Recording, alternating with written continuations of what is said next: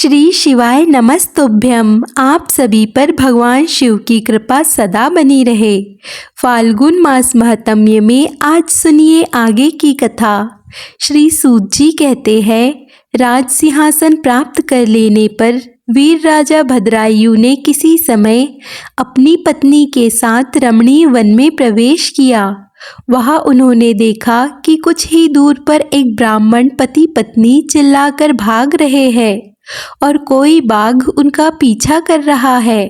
वे दोनों पति पत्नी चिल्लाकर कह रहे हैं कि महाराज, हे राजन, हे करुणानिधि, हमारी रक्षा कीजिए, रक्षा कीजिए। यह पुकार सुनकर राजा ने अपना धनुष उठाया। इतने में ही वह बाघ आ पहुंचा। उसने ब्राह्मणी को पकड़ लिया। वह नाथ नाथ, प्राण बल्लभ, हे शंभो, हे जगदीश्वर आदि कहकर विलाप करने लगी। बाघ बड़ा ही भयानक था। उसने जैसे ही ब्राह्मणी को पकड़ा, तुरंत ही राजा भद्रायु ने अपने तीखे बाणों से उसके मर्म में आघात कर दिया। किंतु वह महाबली बाघ उन बाणों से तनिक भी व्यथित न होकर ब्राह्मणी को बलपूर्वक खींचकर दूर निकल गया। अपनी पत्नी को बाघ के पंजे में पड़ी हुई देखकर ब्राह्मण को बड़ा दुख हुआ। वह विलाप करने लगा, हे प्रिये, हे पतिव्रते, मुझे यहाँ अकेला छोड़कर तुम परलोक में कैसे चली गई? तुम्हें छोड़कर मैं कैसे जीवित रह सकता हूँ? राजन, तुम्हारे वे अस्त्र शस्त्र कहाँ गए जिनकी बड़ी प्रशंसा सुनी थी? वह महान धनुष अब क्या हो गया? तुम्हारा 12,000 हाथियों से अधिक बल कहाँ है? तुम्हारे शंख, खड्ग और मंत्र विद्या से क्या लाभ हुआ? दूसरों को छीन होने से बचाना तो एक क्षत्रिय का परम धर्म है। धर्मराजा अपना धन और प्राण देकर भी शरण में आए हुए दीन दुखियों की रक्षा किया करते हैं। जो पीड़ितों की प्राण रक्षा नहीं कर सकते, ऐसे लोगों के जीवन की अपेक्षा तो उनकी मृत्यु ही श्रेष्ठ है। इस प्रकार ब्राह्मण का विलाप और उनके मुख से अपने पराक्रम की निंदा सुनकर राजा ने शोक से मन ही मन में विचार किया कि आज भाग्य के उलट फेर से मेरा पराक्रम नष्ट हो गया, मेरे धर्म का भी नाश हो गया। अतः अब मेरी संपदा, राज और आयु का भी निश्चय ही नाश हो जाएगा। ऐसा कहकर राजा भद्रायु ब्राह्मण के चरणों में गिर पड़े और उसे धीरज बांधते हुए कहने लगे, हे ब्राह्मण, मेरा पराक्रम नष्ट हो गया। मुझ क्षत्रिय धर्म पर आप कृपा कीजिए। महामते, शोक छोड़ दीजिए। मैं आपको मनवांछित पदार्थ दूंगा। यह राज, यह रानी और मेरा यह शरीर सब कुछ आपके अधीन है। बोलिए, आप क्या चाहते हैं? ब्राह्मण बोले, राजन, अंधे को भला दर्पण से क्या काम? जो भिक्षा मांगकर अपना जीवन निर्वाह करता हो, वह बहुत से घर लेकर भला क्या करेगा? जो मूर्ख है, उसे पुस्तक से क्या काम? और जिसके पास स्त्री नहीं है, वह धन लेकर क्या करेगा? मेरी पत्नी चली गई है। मैंने कभी काम सुख का उपभोग नहीं किया, अतः काम भोग के लिए आप अपनी इस बड़ी रानी को मुझे दे दीजिए। तब राजा कहने लगे, ब्राह्मण, क्या यही तुम्हारा धर्म है? क्या तुम्हें गुरु ने यही उपदेश दिया है? क्या तुम नहीं जानते कि पराई स्त्री का स्पर्श और सुवेश ही हानि कराने वाला है? पराई स्त्री के उपभोग से जो पाप कमाया जाता है, उसे सैकड़ों प्रायश्चित द्वारा भी कभी धोया नहीं जा सकता। ब्राह्मण कहने लगे, राजन, मैं अपनी तपस्या से भयंकर ब्रह्म हत्या और मदिरापान जैसे पाप का भी नाश कर डालूंगा। फिर पर स्त्री संगम भला किस गिनती में है? इसीलिए आप अपनी इस पत्नी को मुझे अवश्य दे दीजिए, नहीं तो आपको निश्चय ही नरक में जाना होगा। ब्राह्मण की यह बात पर राजा ने मन ही मन विचार किया कि ब्राह्मण के प्राणों की रक्षा न करने से महापाप होगा, अतः इससे बचने के लिए अपनी पत्नी को दे डालना ही सर्वश्रेष्ठ है। इस श्रेष्ठ ब्राह्मण को अपनी पत्नी देकर मैं पाप से मुक्त होकर शीघ्र ही अग्नि में प्रवेश कर जाऊंगा। मन ही मन ऐसा निश्चय करके राजा ने आग जलाई और ब्राह्मण को बुलाकर उसके प्रति अपनी पत्नी को दे दिया। इसके बाद स्नान करके पवित्र होकर देवताओं को प्रणाम करके उन्होंने अग्नि की 2 बार परिक्रमा की और एकाग्रचित होकर भगवान शिव का ध्यान किया। इस प्रकार राजा को अग्नि में गिरने के लिए तत्पर देखकर जगतपति भगवान विश्वनाथ सहसा वहां प्रकट हो गए। उनके 5 मुख थे, मस्तक पर चंद्रकला आभूषण का काम दे रही थी, कुछ कुछ पीले रंग की जटा लटकी हुई थी। वे कोटि कोटि सूर्य के समान तेजस्वी थे। हाथों में त्रिशूल, खड्वांग, कुठार, ढाल, मृग, अभय वरद और पिनाक धारण किए बैल की पीठ पर बैठे हुए भगवान नीलकंठ को राजा ने अपने आगे प्रत्यक्ष देखा।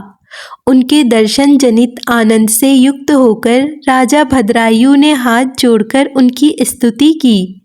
फिर स्तुति करने के साथ ही राजा की स्तुति से प्रसन्न होने पर माता पार्वती के साथ प्रसन्न हुए करुणानिधि महेश्वर ने कहा, राजन, तुमने किसी अन्य का चिंतन ना करके जो सदा सर्वदा मेरा पूजन किया है, तुम्हारी इस भक्ति के कारण और तुम्हारे द्वारा की हुई इस पवित्र स्तुति को सुनकर मैं बहुत प्रसन्न हूँ। तुम्हारी भक्ति भाव की परीक्षा लेने के लिए ही मैं स्वयं ब्राह्मण बनकर आया था, और जिसे बाघ ने खा लिया था वह ब्राह्मणी और कोई नहीं, यह गिरिराज नंदनी उमा देवी ही थी। तुम्हारे बाण मारने से भी जिनके शरीर को बिल्कुल चोट नहीं पहुंची, वह बाघ भी माया से बना हुआ था। तुम्हारे धैर्य को देखने के लिए ही मैंने तुम्हारी पत्नी को मांगा था। इस कीर्ति मालिनी की और तुम्हारी भक्ति से मैं अत्यंत संतुष्ट हूँ। तुम कोई दुर्लभ वर मांगो, मैं उसे अवश्य दूंगा। तब राजा बोले, देव, आप तो साक्षात परमेश्वर है। आपने सांसारिक तप से घिरे हुए मुझ अधम को जो प्रत्यक्ष दर्शन दिया है, यही मेरे लिए महान वर है। देव, आप वरदाता में श्रेष्ठ है। आपसे मैं दूसरा कोई वर नहीं मांगता। मेरी यही इच्छा है कि मेरी रानी, मेरे माता पिता, पद्माकर वैश्य और उसके पुत्र सुनय, इन सबको आप अपना पार्श्ववर्ती सेवक बना लीजिए। इसके बाद राजा की पत्नी कीर्ति मालिनी ने भी प्रणाम करके अपनी भक्ति से भगवान शंकर को प्रसन्न किया और यह उत्तम वर मांगा कि महादेव, मेरे पिता चंद्रांगन और माता सीमांतिनी, इन दोनों को भी आपके समीप निवास स्थान प्राप्त हो। भक्तवत्सल भगवान गौरीपति ने प्रसन्न होकर तथास्तु कहा और उन दोनों पति पत्नी को इच्छानुसार वर देकर वे क्षण भर में ही अंतर्ध्यान हो गए। इधर राजा ने भगवान शंकर का प्रसाद प्राप्त करके रानी कीर्ति मालिनी के साथ प्रिय विषयों का उपभोग किया और 10,000 वर्षों तक राज्य करने के बाद अपने पुत्रों को राज्य देकर उन्होंने शिवजी के परम पद को प्राप्त किया। राजा और रानी दोनों ही भक्ति पूर्वक महादेव जी की पूजा करके भगवान शिव के धाम को प्राप्त हुए। यह परम पवित्र पाप नाशक और अत्यंत गोपनीय भगवान शिव का विचित्र गुणानुवाद जो विद्वानों को सुनाता है अथवा स्वयं भी शुद्ध चित्त होकर पढ़ता है, वह लोक में भोग ऐश्वर्य को प्राप्त कर अंत में भगवान शिव को प्राप्त हो जाता है। श्री सूत जी कहते हैं, वामदेव नाम से प्रसिद्ध एक महातपस्वी शिव योगी हुए हैं, जो सुख दुख आदि द्वंद से रहित, निर्गुण, शांत, असंग, समदर्शी, आत्मराम, क्रोध को जीतने वाले तथा ग्रह और ग्रहणी से हीन थे। सबके ऊपर दया करने में संलग्न रहने वाले वे महात्मा एक दिन स्वेच्छा अनुसार घूमते फिरते बड़े भयंकर क्रौंचारण्य में जा पहुँचे। उस निर्जन वन में कोई भूख प्यास से व्याकुल अत्यंत भयंकर ब्रह्म राक्षस रहा करता था। वामदेव जी को देखकर उन्हें खा जाने के लिए वह राक्षस बड़े वेग से उनकी ओर दौड़ा। उसे आते देखकर योगीश्वर वामदेव बिल्कुल भी विचलित नहीं हुए। उस घोर ब्रह्म राक्षस ने तेजी से दौड़कर उन्हें पकड़ लिया। लेकिन वामदेव जी के अंगों का स्पर्श होते ही उसकी सारी पाप राशि तुरंत ही नष्ट हो गई और उसे अपने पूर्व जन्म का सारा स्मरण हो आया। जैसे चिंतामणि अर्थात स्पर्श मणि का स्पर्श करके लोहा भी सोना हो जाता है, जैसे जम्बू नदी में पड़ी हुई मिट्टी भी सोना हो जाती है, जैसे मानस में आकर कौवे भी हंस हो जाते हैं, और जिस प्रकार एक बार भी अमृत पी लेने पर मनुष्य अजर अमर देवता हो जाता है, उसी प्रकार महात्मा पुरुष अपने दर्शन तथा स्पर्श आदि से पापियों को भी तत्काल पवित्र कर देते हैं। इसीलिए सत्संग दुर्लभ है। जो राक्षस पहले भूख प्यास से विकल होकर घोर रूप धारण करके वन में भटकता फिरता था, वही साधु के संपर्क से, उनके दर्शन से पूर्णानंदमय हो गया। उसने योगी के युगल चरणाविंद में प्रणाम करके कहा, हे महायोगिन, मुझ पर प्रसन्न होइए। हे करुणानिधे, प्रसन्न होइए।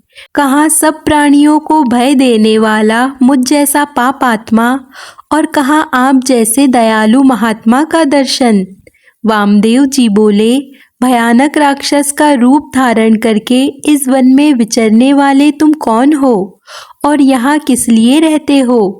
राक्षस कहने लगा, हे महात्मा, इससे 25वें जन्म पहले मैं पवन राष्ट्र का रक्षक हुआ करता था। उस समय मेरा नाम दुर्जय था। मैं बड़ा पापी और स्वेच्छारी था। हर दिन नई नई स्त्री का उपभोग करने की इच्छा रखता था। नित्य एक एक स्त्री को भोग कर छोड़ देता और उसे घर के भीतर रखकर अन्य स्त्रियों का अपहरण करवाता था। मेरे द्वारा भोगी गई वे स्त्रियां घर के भीतर बंद रहकर दिन रात शोक में डूबी रहती थी। मेरे राज्य में जितने भी ब्राह्मण थे वे सब स्त्रियों सहित भाग गए थे। मैं सदवा, विधवा, कुमारी अथवा रजस्वला सभी तरह की स्त्रियों का हरण करके उनके साथ कुकर्म करता था। इस प्रकार दूषित विषय भोगों में आसक्त मत होकर और मदिरापान में रत रहने के कारण मुझे जवानी में ही यक्ष्मा आदि बड़े बड़े रोगों ने घेर लिया। मंत्रियों और सेवकों ने भी मुझे त्याग दिया। अंत में अपने ही कुकर्म के कारण मैं मर गया। जो मनुष्य धर्म से भ्रष्ट हो जाता है उसकी आयु नष्ट हो जाती है, अयश बढ़ता है और भाग्य क्षीण हो जाता है। वह अत्यंत दुर्गति में पड़ जाता है और उसके पूर्वज पितर स्वर्ग से निश्चय ही गिर जाते हैं। मृत्यु के बाद यमराज के दूत मुझे यमलोक ले गए। मैं वहाँ भयंकर नरक कुंड में डाल दिया गया। उस कुंड के अंदर यमदूतों से पीड़ित होकर मुझे 30,000 वर्षों तक रहना पड़ा। इसके बाद बचे हुए पाप के फल से मैं इस निर्जन वन में भूख प्यास से विकल पिशाच हो गया। पिशाच योनि में मैंने 100 दिव्य वर्ष बिता दिए। फिर दूसरे जन्म में व्याघ्र, तीसरे में अजगर, चौथे में भेड़िया, 5वें में सुअर, 6ठे में गिरगिट, 7वें में कुत्ता, 8वें में सियार, 9वें में नील गाय, 10वें में मृग, 11वें जन्म में वानर, 12वें में गिद्ध, 13वें में नेवला, 14वें में कौआ, 15वें में रीछ, 16वें में वन मुर्गा, 17वें में गधा, 18वें में विलाप, 19वें में मेंढक, 20वें में कछुआ, 21वें में मछली, 22वें में चूहा, 23वें में उल्लू, 24वें में जंगली हाथी और 25वें जन्म में मैं ब्रह्म राक्षस हुआ। इस समय आपके शरीर के स्पर्श मात्र से मेरी पूर्व जन्म की स्मृति जाग उठी है। मुझे सब कुछ याद हो गया है। आपके संग से मेरे मन में वैराग्य और प्रसन्नता हुई है।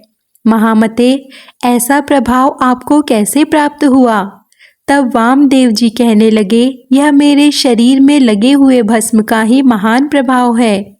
भगवान शंकर के सिवा भला दूसरा कौन है जो भस्म की शक्ति को जानता हो? महादेव जी का जैसा महात्म्य है वैसा ही भस्म का भी है। भस्म के संसर्ग से, स्पर्श से तुम्हारी बुद्धि भी निर्मल हो गई। इसीलिए तुम भी श्रद्धा से पवित्र त्रिपुंड धारण करो। महातपस्वी शिव योगी वामदेव ने इस प्रकार भस्म का महत्म्य बताकर भस्म को अभिमंत्रित करके उसे घोर ब्रह्म राक्षस को दिया। उससे ब्रह्म राक्षस ने अपने ललाट में त्रिपुंड्र धारण किया और उसके प्रभाव से वह तत्काल ब्रह्म राक्षस का शरीर त्याग करके दिव्य स्वरूप से सुशोभित होने लगा। उसने भक्ति पूर्वक गुरु वामदेव जी की परिक्रमा की और दिव्य विमान पर बैठकर पुण्यलोक को प्रस्थान किया। महायोगी वामदेव साक्षात शिव जी की ही तरह पुनः संसार में भ्रमण करने लगे। श्री सूत जी कहते हैं, श्रद्धा ही संपूर्ण धर्मों के लिए अत्यंत हितकर है। श्रद्धा से ही मनुष्यों को दोनों लोकों में सिद्धि प्राप्त होती है। श्रद्धा से भजन करने वाले पुरुष को पत्थर की मूर्ति भी फल देने लगती है। श्रद्धा भक्ति से पूजा करने पर अज्ञान गुरु भी सिद्धदायक हो जाता है। श्रद्धा से जप किया हुआ मंत्र अव्यवस्थित होने पर भी फल देने वाला होता है। श्रद्धा से पूजा करने पर देवता नीच से नीच पुरुष को भी फल देने लगते हैं। अश्रद्धा से यज्ञ, हवन और व्रत सभी निष्फल हो जाते हैं। ठीक वैसे ही जैसे बांज वृक्ष का फूल व्यर्थ हो जाता है। जो सर्वत्र संचय युक्त श्रद्धाहीन और अत्यंत चंचल होता है, वह परमार्थ से भ्रष्ट होकर संसार बंधन से कभी मुक्त नहीं हो पाता। मंत्र, तीर्थ, ब्राह्मण, देवता, ज्योतिषी, औषधि और गुरु में जिसकी जैसी भावना होती है, उसे वैसी ही सिद्धि प्राप्त होती है। इस विषय में एक अत्यंत अद्भुत उपाख्यान बतलाया जाता है, जिसे सुनने से सभी मनुष्यों के मन की अश्रद्धा ही दूर हो जाती है। उनके मन में श्रद्धा जाग जाती है। पूर्व काल में पांचाल देश के राजा के सिंह केतु नाम से विख्यात एक पुत्र थे, जो सभी उत्तम गुणों से युक्त और सदा क्षत्रिय धर्म में लीन रहने वाले थे। एक दिन महाबली सिंह केतु कुछ सेवकों को साथ लेकर शिकार खेलने के लिए वन में गए। राजकुमार का कोई सेवक जो भील कुल में उत्पन्न हुआ था, शिकार की खोज में इधर उधर घूम रहा था। उसने एक टूटा फूटा गिरा पुराना देवालय देखा। उसमें चबूतरे पर एक शिवलिंग पड़ा हुआ था, जो कि पीठ से टूटकर अलग हो गया था। वह शिवलिंग सीधा और सूक्ष्म था। शबर अर्थात भील ने उसे मूर्तिमान सौभाग्य की तरह देखा। पूर्व कर्म से प्रेरित होकर उसने उस शिवलिंग को बड़ी तेजी से उठा लिया और बुद्धिमान राजपुत्र को दिखाया कि प्रभु देखिए, ये कैसा सुंदर शिवलिंग है। मैंने इसे यहीं देखा है। मैं आदर पूर्वक इसकी पूजा करूँगा। आप मुझे बस पूजा की विधि बता दीजिए, जिससे मंत्र ना जानने वाले मुझ जैसे पुरुषों के द्वारा भी की गई पूजा से भगवान शिव प्रसन्न हो जाए। निषाद के इस प्रकार पूछने पर परिहास कुशल राजकुमार ने हंसकर कहा, शिवलिंग को शुद्ध आसन पर स्थापित करके सदा संकल्प पूर्वक नए जल से अभिषेक करो। शुद्ध गंध, अक्षत, वन के नए नए पत्र, पुष्प, धूप, दीप आदि के द्वारा पूजन करे। चिता का भस्म चढ़ाए और अपने भोजन करने योग्य अन्न के द्वारा ही भगवान को नैवेद्य लगाए। पुनः धूप, दीप आदि उपचारों को अर्पित करे।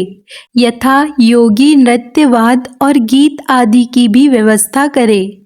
फिर नमस्कार करके विधि पूर्वक भगवान का प्रसाद ग्रहण करना चाहिए। यह मैंने तुम्हें शिव पूजन की बिल्कुल साधारण विधि बतलाई है।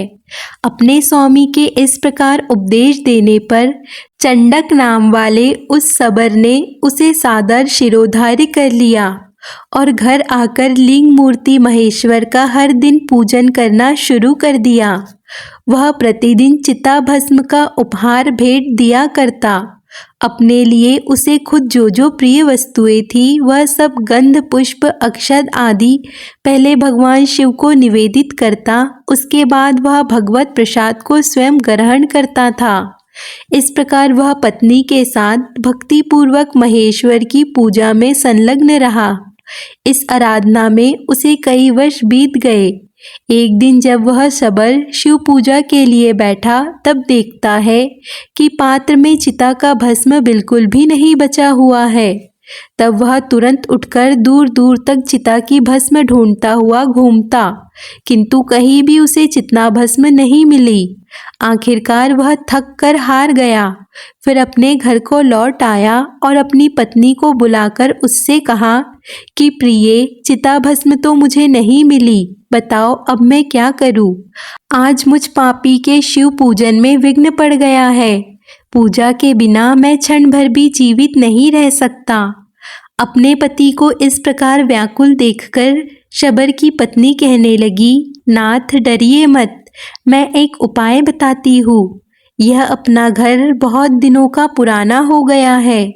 मैं इसमें आग लगाकर उस अग्नि में प्रवेश कर जाऊंगी। इससे आपके लिए बहुत सी चिता भस्म तैयार हो जाएगी। सुनकर शबर बोला, प्रिय, यह मानव शरीर ही धर्म, अर्थ, काम और मोक्ष का सबसे श्रेष्ठ साधन है। इस नव यौवन संपन्न सुखोचित शरीर को भला तुम क्यों त्याग कर रही हो? तब उसकी पत्नी कहने लगी, नाथ, जीवन की सफलता इसी में है कि दूसरों के हित के लिए अपने प्राणों का त्याग किया जाए। फिर साक्षात शिव जी के लिए जो स्वयं अपने प्राणों का त्याग करे, उसके लिए तो कहना ही क्या है। मैंने कौन सी घोर तपस्या की है जिससे भगवान शिव की प्रीति के लिए प्रज्वलित अग्नि में मैं अपने शरीर का त्याग करती हूँ। अपनी पत्नी को इस प्रकार स्थिर बुद्धि और शिव भक्ति देखकर दृढ़ संकल्प वाले शबर ने तथास्तु कहकर उसकी प्रशंसा की।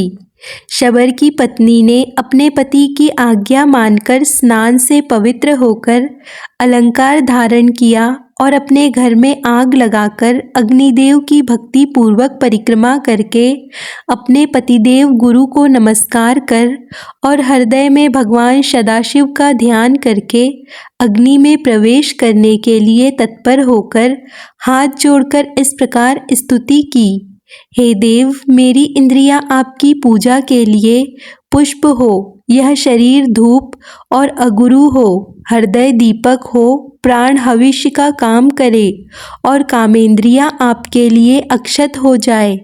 इस समय हे नाथ, यह जीव आपकी पूजा के फल को प्राप्त हो।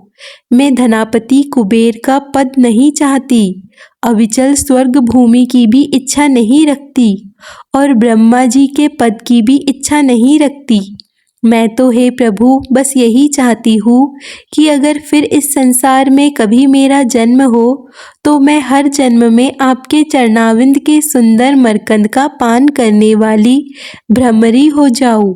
हे देव, भले ही मेरे सैकड़ों जन्म हो, परंतु अज्ञान की हेतुभूत माया मेरे मन में कभी प्रवेश न करे। किंचित आधे क्षण के लिए भी मेरा हृदय आपके चरण कमलों से अलग ना हो। हे महेश्वर, आपको नमस्कार है, आपको नमस्कार है। इस प्रकार देवेश्वर भगवान शिव को प्रसन्न करके दृढ़ निश्चय वाली सबरी जलती हुई अग्नि में प्रवेश कर गई और क्षण भर में जलकर भस्म हो गई। फिर सबर ने उस भस्म को लेकर चले हुए घर के पास ही भगवान शिव का पूजन किया। पूजन के अंत में उसने प्रसाद लेने को नित्य आने वाली अपनी प्रियतमा का भी ध्यान किया। ध्यान करते ही वह तो पहले की तरह ही हाथ जोड़कर उसके सामने खड़ी दिखाई दी। पत्नी को देखकर और जलकर भस्म हुए घर को भी पहले की तरह स्थिर पाकर अब शबर आश्चर्यचकित होकर सोचने लगा कि अग्नि तो अपने तेज से वस्तु को जला डालती है, सूर्य केवल किरणों से तपाता है, राजा अपने दंड के द्वारा अपराधी को दग्ध करता है, ब्राह्मण मन से ही जला डालता है। मेरी पत्नी तो प्रत्यक्ष अग्नि में ही जल गई थी, फिर भला यह जीवित कैसे हो गई? पता नहीं यह स्वप्न है या फिर भ्रम में डालने वाली कोई माया है। इस प्रकार विचार करते हुए शबर ने अपनी पत्नी से पूछा कि प्रिये, तुम तो अग्नि में जलकर भस्म हो गई थी, फिर यहाँ कैसे आ गई? और यह जला हुआ घर भी पहले की तरह खड़ा कैसे हो गया? तब उसकी पत्नी कहने लगी, जब मैं घर में आग जलाकर उसके अंदर प्रविष्ट हुई, तब से अपने आप की मुझे कोई सुध नहीं रही। ना तो मैंने आग देखी, ना लेश मात्र भी ताप का अनुभव किया। ऐसा लगता था मानो मैं जल में घुसी हूँ। मैं आधे क्षण तक गहरी निद्रा में सोई सी रही और अब क्षण भर में जाग उठी हूँ। उठते ही मैंने देखा अपना घर तो जला हुआ ही नहीं है, पहले की तरह सुस्थिर है। इस समय भगवान की पूजा के लिए, अंत में तो हर दिन की तरह प्रसाद लेने के लिए आपके पास आई हूँ। इस प्रकार वे दोनों दंपति प्रेम पूर्वक आपस में वार्तालाप कर ही रहे थे कि इतने में ही उनके आगे परम अद्भुत दिव्य विमान प्रकट हुआ। उस पर भगवान शंकर के 4 सेवक आगे की ओर बैठे थे। उन्होंने दोनों निषाद दंपत्ति का हाथ पकड़कर उन्हें विमान पर बिठा लिया। शबर और शबरी को अपने शरीर का त्याग भी नहीं करना पड़ा। शिवदूतों के हाथों का स्पर्श प्राप्त होते ही निषाद दंपत्ति के वे ही शरीर तत्काल उन्हीं के समान दिव्य हो गए। इसीलिए समस्त पुण्य कर्मों में श्रद्धा अवश्य ही करनी चाहिए, क्योंकि शबर ने नीच होकर भी श्रद्धा के बल से ही योगियों की गति प्राप्त की। सभी वर्णों के लोगों से उत्तम जन्म पाने से भला क्या लाभ।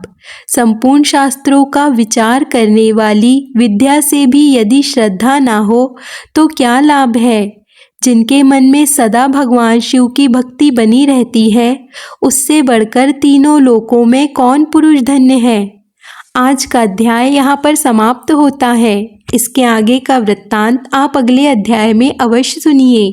अगर आपको आज की कथा पसंद आए तो वीडियो को लाइक, कमेंट, शेयर ज़रूर कीजिए और चैनल को सब्सक्राइब कर लीजिए।